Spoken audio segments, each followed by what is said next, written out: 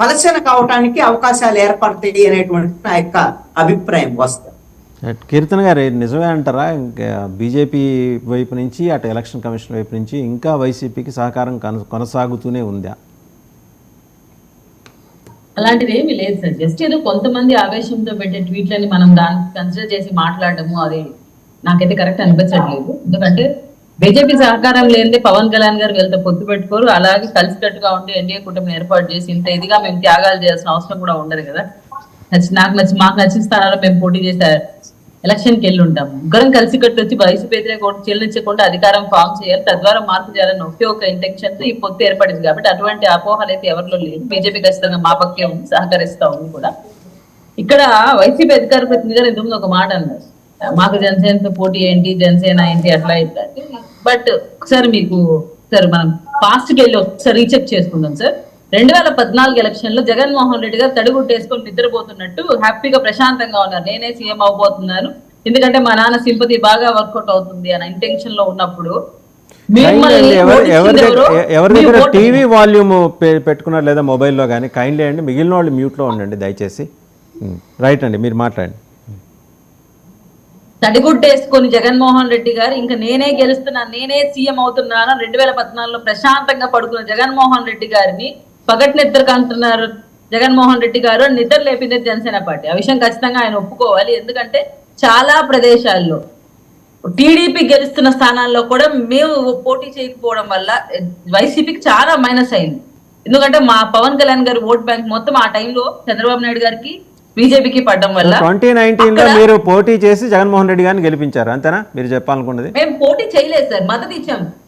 2019లో జగన్మోహన్ రెడ్డి గారు మేము సింగిల్ గా పోటీ చేయడం వల్లే జగన్మోహన్ రెడ్డి గారికి ఎంత అడ్వాంటేజ్ అయిందో మీరు గమనించారు. జగన్మోహన్ రెడ్డి గారికి చాలా ప్లస్ అయింది. ఎందుకంటే చాలా చోట్ల టీడీపీకి జనసేనకి నెక్ ఫైట్ పడి చాలా చోట్ల ఓట్లు చీలిపోయాయి. అటువంటిప్పుడు జగన్మోహన్ రెడ్డి గారికి అది చాలా హెల్ప్ అయింది. ఆ విషయం జగన్మోహన్ రెడ్డి గారికి కూడా తెలుసు. చాలా సందర్భాల్లో వాళ్ళ పార్టీ వాళ్ళు కూడా మనం వింటూ ఉంటాం, మాట్లాడటం. ఈ రోజు జగన్మోహన్ రెడ్డి గారి తరఫున ఆయన వచ్చి మాట్లాడుతూ మా ఓట్ బ్యాంక్ ఏం పెరగలేదు అని మాట్లాడతారు.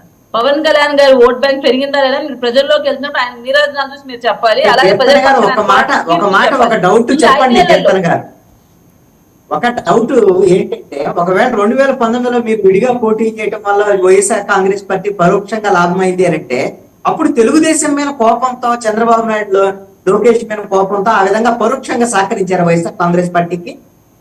లేదు సార్, మేము ఆలోచించింది ఏంటంటే జగన్మోహన్ రెడ్డి గారి ప్రభుత్వం మాకు ఇంపార్టెంట్ కాదు, టీడీపీ ప్రభుత్వం మాకు ఇంపార్టెంట్ కాదు. మేము ఇండిపెండెంట్ గా పోటీ చేయాలనుకున్నాం, పోటీ చేశాం. కానీ ఇక్కడ ఏంటంటే ఇరు పార్టీల్ని మేము ఒకేలాగానే తిప్పికొట్టి మాట్లాడాం ప్రజల పక్షాన.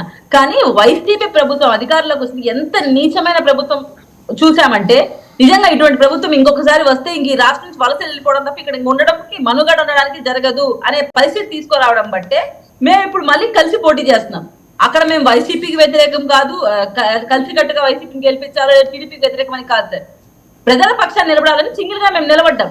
కానీ చాలా బెటర్ రా నాయన 2014 పరిపాలన ఇంత దరిద్రంగా ఉంది అనే సిచ్యువేషన్ కి ఈరోజు ప్రజలు తీసుకోవాల్సిన వ్యక్తి ఎవరు? జగన్మోహన్ రెడ్డి గారు కదా. సో మాకు ఎవరి మీద పర్సనల్ ఇంటెన్షన్స్ లేవు సార్. వీళ్ళు ఏమంటే ఎక్కువగా ఓవర్ ఎక్స్పెక్టేషన్ పెట్టుకొని ఏం మాట్లాడుతున్నారంటే పవన్ కళ్యాణ్ గారి వల్ల ఏమవుతుంది, ఆ పార్టీ వల్ల ఏమవుతుంది అని మాట్లాడుతున్నారు. కాబట్టి నేను చెప్తున్నాను, మేము ఉన్నబట్టే 2014లో మీరు ఓడిపోయారు, మేము ఇండిపెండెంట్ గా పోటీ చేయడం బట్టే మీరు 2019లో అధికారం ఫామ్ చేశారు. ఆ విషయం మీరు గుర్తుపెట్టుకోవాలి. ఇప్పుడు కూడా అలయన్స్ లో అన్ని పార్టీలు కలిసి వస్తున్నాం కాబట్టి 3 పార్టీలు మీకు భయం పుట్టుకొని ఇలాంటి క్యాండిడేట్లు నిలబెడుతూ పవన్ కళ్యాణ్ గారి పేరు మీదనే నిలబెట్టడము, పవన్ కళ్యాణ్ గారు విష్ప్రచారం చేయించడము, గతంలో 2019లో మీరు బీటీఎం అని ప్రచారం చేసిన విషయం మీకు కూడా తెలుసు. అలాగే ఇప్పుడు ఆ స్ట్రాటజీ మీరు ఫాలో అవుతున్నారు. కానీ ఇక్కడ ఆలోచించాల్సింది ఏంటంటే జగన్మోహన్ రెడ్డి గారికే పవన్ కళ్యాణ్ అంటే భయం ఉంది, పవన్ కళ్యాణ్ గారు అంటే భయం ఉంది. మీ ఫోటోలకు నేను ఆన్సర్ చేసేసి ఇబ్బంది పెట్టాల్సిన అవసరం నాకు లేదు. నేనేం మాట్లాడతా ఆలోచించుకొని మాట్లాడు. ఓవర్ కాన్ఫిడెన్స్ తో జనసేన పార్టీ 6% ఓట్ బ్యాంక్ అన్నారు. మీరు గమనించారు, ఒకే ఒక్క పవన్ కళ్యాణ్ గారిని చూసి ఆ టైంలో క్యాడర్ ఏం లేకపోయినా కూడా పడిన ఓట్ బ్యాంక్ అంటే నిస్వార్థమైన జన సైనికులు వేసిన ఓట్లు అవి. అట్ ప్రెసెంట్ క్యాడర్ తో పవన్ కళ్యాణ్ గారి ప్రజల పక్షాన్ని తీరుతో ఈ 5 years లో ఓట్ బ్యాంక్ ఎంత పెరిగింటుందో కూడా ఒకసారి మీరు ఆలోచించారు. దాని తర్వాత మీరు మాట్లాడిన ఆఫ్టర్ ఎలక్షన్ మనం ఇదే డిస్కషన్ పెట్టిన రోజు అర్థమవుతుంది జనసేన బలం ఏంటి, ఎన్డీఏ కూటమి యొక్క బలం ఏంటని మీకు కూడా అర్థమవుతుంది. ఇక్కడ మేమైతే ఎటువంటి సిచ్యువేషన్స్ లో అయినా భయపడడానికి అయితే ఏ ఇబ్బంది పడట్లేదు. భయపడడానికి అయితే మాకు ఎటువంటి ఇది లేదు. మేము ఎటువంటి ఫైట్ నేను ఎదుర్కోవడానికి సంసిద్ధంగా ఉన్నాం.